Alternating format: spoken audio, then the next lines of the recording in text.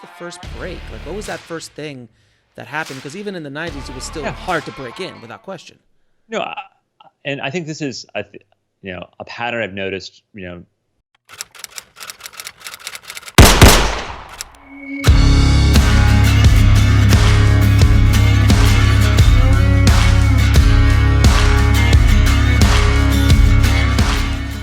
among my friends, but also I've had a whole slew of assistants who've grown up to be, big writers.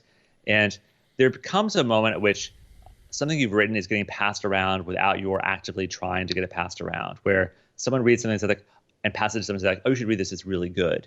And that happened for me with the script I wrote in film school. It was a romantic tragedy called Here and Now.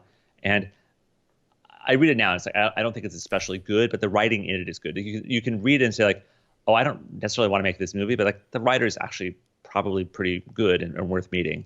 That got passed around a bunch. And just, it started with friends at my level. So just, people I was in class with, people who were assistants other places would pass it around and their bosses would read it. And eventually it sort of got some buzz to it. And that was what enabled me it got me to a producer who said he wanted to think about optioning it. I said, that's fantastic. But I really need an agent. Can you help me find an agent? And that producer helped me find my first agent and sort of get me more of those meetings. You end up doing sort of this water bottle tour of Los Angeles where you just meet, producers and studio executives and just talk about stuff.